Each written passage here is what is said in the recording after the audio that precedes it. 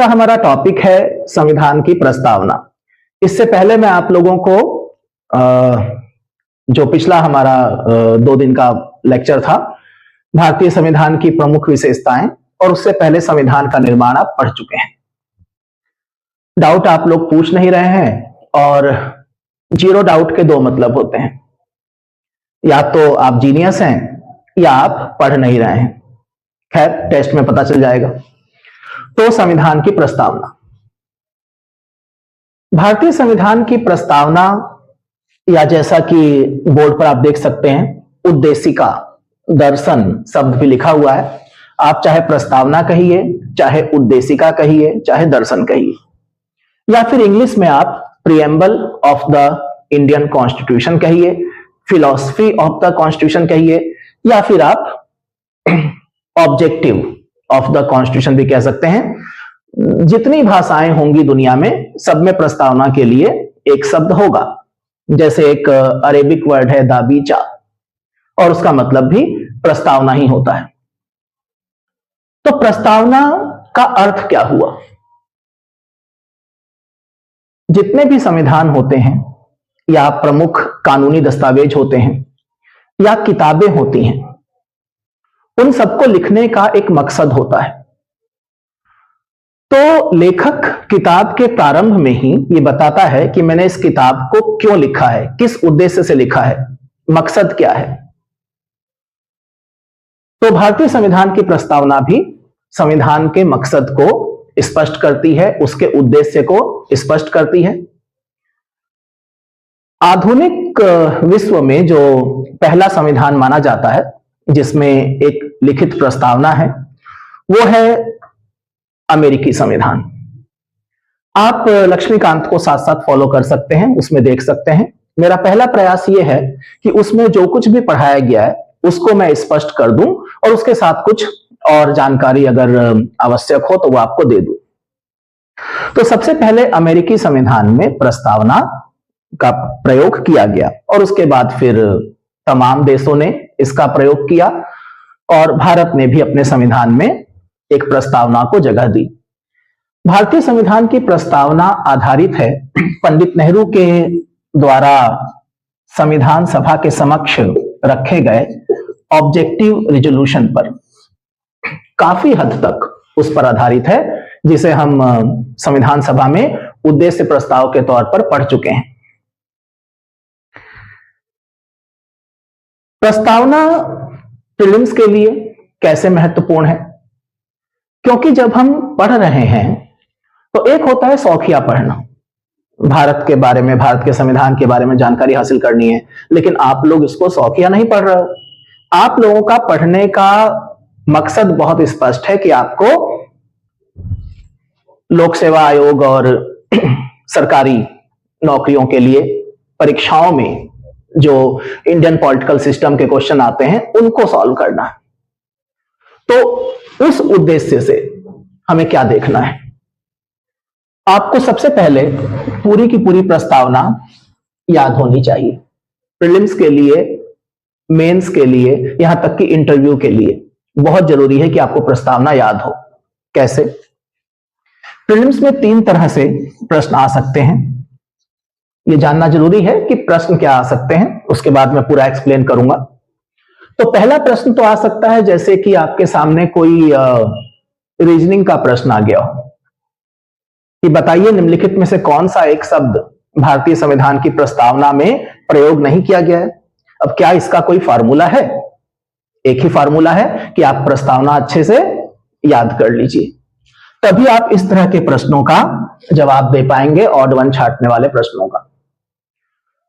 दूसरे, मुख्य परीक्षा के लिए इस बात की कोई संभावना नहीं है कि मुख्य परीक्षा में आपको कहा जाएगा कि प्रस्तावना लिख दीजिए, लेकिन अगर आपको प्रस्तावना याद है और प्रस्तावना से संबंधित कोई प्रश्न आता है तो एक क्रम में चीजों को लिखना, उसके लिए बहुत जरूरी है कि आप प्रस्तावना को याद करें। ये क्रम में लगाना, सीक्वेंस में लगाना प्रीलिम्स में भी पूछा जा सकता है कि किस क्रम में शब्दों का प्रयोग किया गया है। रहा सवाल इंटरव्यू का, तो इंटरव्यू बोर्ड की भी कोई खास इच्छा नहीं होती कि आपसे प्रस्तावना सुने, लेकिन मान लीजिए उन्होंने कहा कि प्रस्तावना सुनाइए और आप साइलेंट हो गए, तो आपको प्रस्तावना मुंह जबानी याद होनी चाहिए कि उन्होंने कहा प्रस्तावना सुनाइए और आप शुरू हो गए कि we the people of India. वो प्रस्तावना नहीं सुनेंगे, वो आपको मुश्किल से 30 सेकंड के बाद रोक देंगे, किसी एक शब्द पर रोक देंगे कि अभी आपने बोला संप्रभु, सोवरेन, और फिर वहां से वो प्रश्न पूछना शुरू करेंगे। लेकिन अगर आप प्रस्तावना शुरू ही नहीं कर पाए तो समझिए, तो प्रस्तावना को याद करना अति आवश्यक है। उससे आपका प्रीलिम्स की समस्या का समाधान होता है इंटरव्यू तक। तो एक प्रश्न तो आ गया कि प्रस्तावना में क्या शब्द है, क्या शब्द नहीं है। दूसरा, संविधान की प्रस्तावना में संशोधन हुआ है, तो किस वर्ष हुआ है? 1976 में। कौन सा अमेंडमेंट नंबर था, बताइए, थोड़ा तेज बोलिए। 42। और कौन से 3 शब्द अमेंडमेंट के द्वारा प्रस्तावना में जोड़े गए? सोशलिस्ट ठीक है, सेकुलर ठीक है, सोवरेन गलत है। संप्रभु या सोवरेन शब्द प्रस्तावना में मूल रूप से था। तो तीसरा शब्द जो आपको नहीं ध्यान आ रहा है वो क्या है? इंटीग्रिटी, अखंडता। तो भारतीय संविधान की प्रस्तावना में 3 शब्द जोड़ दिए गए। यह प्रश्न कई बार पूछा गया है प्रारंभिक परीक्षा में। 2 चीजें हो गई। तीसरा, प्रस्तावना में डेट दी गई है 26 नवंबर 1949, ठीक है। तो प्रस्तावना याद करके काम चलेगा। क्या इसके अलावा और कोई प्रश्न नहीं आ सकता? बिल्कुल आ सकता है। अब यहां से प्री और मेंस का एक जैसा सिलेबस हो जाएगा कि प्रस्तावना में जो प्रमुख शब्द हैं उनकी व्याख्या वो प्रीलिम्स में भी पूछी जा सकती है और वो मेंस में भी 125, 150 वर्ड। अब अलग अलग पीसीएस लेवल पर क्या हो गया है, 50 वर्ड के भी क्वेश्चन, जैसे उत्तराखंड पीसीएस है वहां पर 50 वर्ड का भी क्वेश्चन आ रहा है। अभी पिछले साल तक 20 वर्ड का भी आता था, इस साल उन्होंने सिलेबस में थोड़ा बदलाव किया, तो अब 50 वर्ड है। तो 50 वर्ड में आ सकता है कि संप्रभुता को परिभाषित करिए भारतीय संविधान की प्रस्तावना के नजरिए से, या समाजवादी शब्द की व्याख्या भारतीय संविधान की प्रस्तावना के संदर्भ में करिए। तो अगर आप मेंस के लिए इसको समझ लेते हैं तो प्रीलिम्स के आपके सारे क्वेश्चन सॉल्व हो जाएंगे। तो शुरू करते हैं इसको समझना। आपकी बुक में प्रस्तावना के तत्व बताए गए हैं। प्रमुख शब्दों को समझने से पहले प्रस्तावना के तत्व देखते हैं, और प्रस्तावना के 4 मूल तत्व यहां पर दिए गए हैं। पहला है सोर्स। सोर्स का मतलब है कि संविधान के अधिकार का स्रोत क्या है। प्रस्तावना कहती है कि संविधान भारत के लोगों से शक्ति अधिग्रहित करता है। दरअसल प्रस्तावना की जो बिल्कुल शुरुआती शब्द हैं, हम भारत के लोग, we the people of India, इसी से स्पष्ट हो जाता है कि भारतीय संविधान को शक्ति कहां से मिल रही है? भारत के लोगों से। दूसरा तत्व है भारत की प्रकृति, नेचर। यहां पर भारत की प्रकृति या नेचर से क्या मतलब है? Political and administrative nature. प्रस्तावना ये डिक्लेयर करती है कि भारत एक sovereign, socialist, secular, democratic Republic country है। अर्थात भारत संप्रभु है, समाजवादी है, पंथ निरपेक्ष है, लोकतांत्रिक है और गणराज्य है। इन सब शब्दों के अर्थ हमें डिटेल में समझने हैं। तीसरा तत्व है संविधान के उद्देश्य। प्रस्तावना यह भी बताती है कि संविधान का उद्देश्य क्या होगा। न्याय, स्वतंत्रता, समानता और बंधुत्व भारत के सभी लोगों के लिए सुनिश्चित करना संविधान का उद्देश्य होगा। और चौथा तत्व है संविधान के लागू होने की तिथि, 26 नवंबर 1949। आप कल मुझे बताएंगे कि 26 नवंबर 1949 को अगर हम विक्रम संवत में बदलें, मैंने आपको हिस्ट्री क्लास में संवत कैलेंडर सिस्टम के बारे में बताया था, विक्रम संवत, शक संवत, जो अपना क्रिश्चियन कैलेंडर है जिसका हम इस्तेमाल करते हैं, और इस्लामिक कैलेंडर हिजरी संवत, उन सब के बारे में बताया था।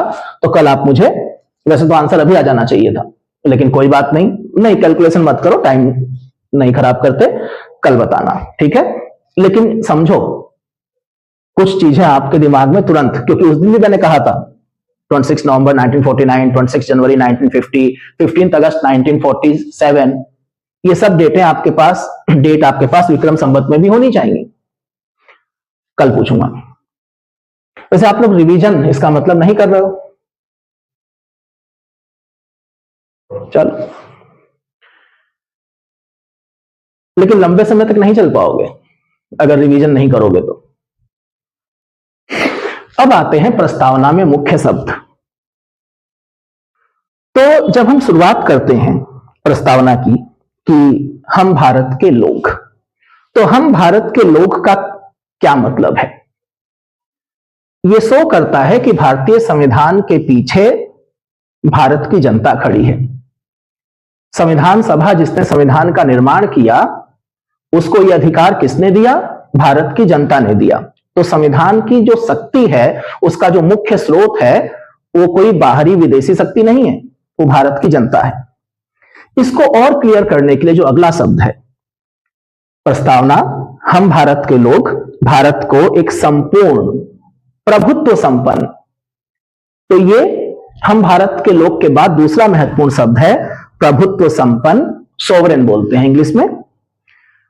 संप्रभु या प्रभुत्व संपन्न शब्द का अर्थ यह होता है कि भारत एक पूर्णतया स्वतंत्र देश है। भारत अपनी गृह नीति में, अर्थात अपनी इंटरनल पॉलिसीज में और अपनी फॉरेन पॉलिसीज में किसी विदेशी शक्ति के अधीन नहीं है। हम जो भी करना चाहते हैं और जो कुछ भी नहीं करना चाहते हैं, वो हमारा अपना निर्णय होता है। अगर भारत किसी अंतरराष्ट्रीय संस्था का सदस्य बनता है, तो क्या इससे भारत की संप्रभुता प्रभावित होती है? नहीं होती। हम चाहे कॉमनवेल्थ के मेंबर बने, चाहे हम यूनाइटेड नेशन के मेंबर बने, या तमाम संगठन हैं जिनकी हमने सदस्यता ली है, बट वो सदस्यता पूरी तरीके से स्वैच्छिक है। हमने अपनी मर्जी से वो सदस्यता ग्रहण करी है, और अगर कभी भी हमें लगेगा कि वो सदस्यता हमारे नेशनल इंटरेस्ट के अगेंस्ट में जा रही है, तो हम उससे बाहर निकल आएंगे। यहां पर एक चीज ध्यान रखिएगा, जब हम अंतरराष्ट्रीय संस्थाओं के सदस्य बनते हैं, उसको फॉरेन पॉलिसी का हिस्सा माना जाएगा, विदेश नीति का हिस्सा माना जाएगा। एक मूल मंत्र आपको बताता हूं विदेश नीति का, आप आगे चल करके पढ़ेंगे भी। विदेश नीति का मूल मंत्र होता है नेशनल इंटरेस्ट। किसी भी देश की विदेश नीति उस देश के राष्ट्रीय हित के साथ जुड़ी होती है। तो भारत एक संप्रभु शक्ति है, संप्रभु देश है, यह स्पष्ट हो जाता है। और जैसा कि आपकी बुक बताती है कि एक संप्रभु देश होने की वजह से हम किसी विदेशी क्षेत्र का अधिग्रहण कर सकते हैं जो अंतर्राष्ट्रीय कानून है उनके अंदर, और अपने किसी क्षेत्र का भी त्याग कर सकते हैं किसी अन्य देश के पक्ष में, लेकिन उसके लिए संविधान संशोधन और अन्य प्रक्रियाएं जो हैं वो करनी होंगी। दूसरा शब्द है समाजवादी। हम भारत के लोग भारत को एक संपूर्ण प्रभुत्व संपन्न कौमा समाजवादी। समाजवादी शब्द मूल संविधान में नहीं था, इसको 42nd अमेंडमेंट 1976 से जोड़ा गया। आप जब इतिहास पढ़ेंगे आधुनिक भारत, वहां पर आप समाजवाद शब्द से परिचित होंगे, लेकिन सही तरीके से तो आपको समाजवाद समझ में आएगा जब आप वर्ल्ड हिस्ट्री पढ़ेंगे। यहां पर मोटा मोटा समझ लीजिए, भारत के संविधान में समाजवादी तत्व मौजूद थे। ऐसा नहीं है कि प्रस्तावना में समाजवादी शब्द नहीं था तो समाजवादी शब्द या उसके लक्षण थे नहीं। जो नीति निर्देशक तत्व हैं वो बहुत हद तक समाजवादी विचारधारा से प्रेरित हैं। लेकिन समाजवादी या समाजवाद का मतलब क्या हुआ? यहां पर सिर्फ ये समझिए कि मोटे तौर पर इसका अर्थ उत्पादन के साधनों पर किसका नियंत्रण होगा। थोड़ा सा इकोनॉमिक्स आ गई। उत्पादन के साधनों पर किसका नियंत्रण होगा का मतलब, पहली बात तो कि उत्पादन के साधन होते क्या क्या है। आप सब लोगों ने 9th क्लास से इकोनॉमिक्स पढ़नी शुरू कर दी होगी, बताइए। Mean of production, land, labour, चलिए लेबर भी है बिल्कुल, कैपिटल। तो लैंड हो गया, लेबर हो गया, कैपिटल हो गया। साधारण भाषा में आपके खेत खलिहान, आपकी फैक्ट्रियां, मिनरल्स, इन सबका उत्पादन, इन सबका प्रयोग प्राइवेट सेक्टर करेगा स्वतंत्र तौर पर। सरकार सिर्फ एक रेगुलेटर की भूमिका में रहेगी अमेरिका की तरह, या फिर सोवियत संघ जो कि अब 15 देश में बंट चुका है, रूस मान लीजिए, और चीन की तरह उत्पादन के साधनों पर स्टेट कंट्रोल होगा। तो मोटे तौर पर एक संदर्भ यह भी है समाजवाद का। तो भारत में किस प्रकार का समाजवाद है? जैसा कि आपकी बुक कहती है कि भारतीय समाजवाद लोकतांत्रिक समाजवाद है, न कि साम्यवादी समाजवाद। अब इसका एक संदर्भ पॉलिटिकल सिस्टम से भी है, क्योंकि दुनिया ने 1950 में अगर समाजवाद शब्द देखा और सुना था तो साम्यवादी देशों में ही देखा और सुना था। कैपिटलिस्ट कंट्रीज में, डेमोक्रेटिक कंट्रीज में समाजवाद शब्द पसंद नहीं किया जाता था। भारत अपवाद था कि डेमोक्रेसी थी, लोगों को अपने जनप्रतिनिधियों को चुनने की स्वतंत्रता थी, और उसके बावजूद हमने समाजवाद को अपना लक्ष्य बनाया। तो भारत एक लोकतांत्रिक समाजवाद है, डेमोक्रेटिक सोशलिज्म है, न कि कम्युनिस्ट। हमारे यहां उत्पादन के साधनों का राष्ट्रीयकरण भी किया गया है, लेकिन एब्सोल्यूट नेशनलाइजेशन नहीं किया गया है। जहां हमें जरूरत लगी वहां हमने किया। इसको डिटेल में हम हिस्ट्री और इकोनॉमिक्स में बांट करके समझेंगे। तो भारत का जो लोकतांत्रिक समाजवाद है उसके लिए यहां पर एक शब्द आ गया है, मिश्रित अर्थव्यवस्था। सार्वजनिक क्षेत्र भी है, निजी क्षेत्र भी है। वेस्टर्न वर्ल्ड बड़ा परेशान रहता था शुरुआती दौर में कि आपके यहां टाटा स्टील भी है और steel authority of India limited भी है, दोनों में से एक को बंद कर दो। धीरे धीरे उनकी समझ में आया कि इसके फायदे क्या हैं। और वैसे मैं आपको बताऊं, चाहे सोवियत संघ हो, चाहे चीन हो, दुनिया का कोई ऐसा देश नहीं है जो अपने आप को साम्यवादी समाजवाद का कहता हो कि हम इस पैटर्न पर चलते हैं, और वो पूरी तरीके से सरकारीकरण की नीति पर चल रहा हो। क्या सोवियत संघ में प्राइवेट सेक्टर नहीं थे, या क्या चीन में प्राइवेट सेक्टर नहीं थे या आज नहीं है? बिल्कुल हैं। आपको वर्ल्ड हिस्ट्री में new economic policy of Russia पढ़ाऊंगा मैं, और लेनिन का वो प्रसिद्ध स्टेटमेंट भी कि कभी कभी एक लंबी छलांग लेने के लिए 2 कदम या 3 कदम पीछे हटना पड़ता है, जब न्यू इकोनॉमिक पॉलिसी के नाम पर उन्होंने 100% सरकारीकरण की पॉलिसी को रोक दिया था और कहा था भाई प्राइवेट सेक्टर को भी देखना पड़ेगा। तो कई बार ऐसे टॉपिक आ जाते हैं यहां पर जिनको एकदम से नहीं समझा जा सकता। तो आपके लिए फिलहाल इतना काफी है कि भारतीय संविधान में जो समाजवाद शब्द है उसका मतलब है मिश्रित अर्थव्यवस्था। यहां पर हम इंडियन जो सुप्रीम कोर्ट है उसकी एक टिप्पणी देख लेते हैं जो इस बुक में है। सुप्रीम कोर्ट ने कहा कि डेमोक्रेटिक सोशलिज्म, लोकतांत्रिक समाजवाद का जो उद्देश्य है वो गरीबी, उपेक्षा, बीमारी और अवसर की असमानता को समाप्त करना है। जब आप भारतीय संविधान की प्रस्तावना को पूरा पढ़ेंगे तो ये सारी चीजों के लिए उसमें संकेत दिए गए हैं। यानी अगर समाजवाद शब्द नहीं भी लिखा जाता 1976 में संशोधन करके, तब भी उसका जो उसकी जो आत्मा है वो थी यहां पर। तीसरा शब्द है धर्मनिरपेक्ष। समाजवाद की तरह धर्मनिरपेक्ष शब्द भी सेकुलर बोलते हैं इंग्लिश में। सेकुलर वर्ड भी 42nd अमेंडमेंट 1976 में जोड़ा गया। और धर्मनिरपेक्ष शब्द का अर्थ क्या है? राज्य धर्म को लेकर के किस तरह की प्रैक्टिस करते हैं, तो आपकी बुक बताती है कि 3 तरह की प्रैक्टिस करते हैं। नास्तिक राज्य होते हैं। एक नास्तिक राज्य होता है जो धर्म विरोधी होता है, वो सभी धर्मों का विरोध करता है। दूसरे सैद्धांतिक राज्य या धार्मिक राज्य, ऐसे राज्य जिनका अपना एक राज्य धर्म होता है, जैसे कि हमारे पड़ोस में पाकिस्तान है, म्यांमार है, श्रीलंका है। और तीसरी कैटेगरी आती है धर्मनिरपेक्ष राज्यों की।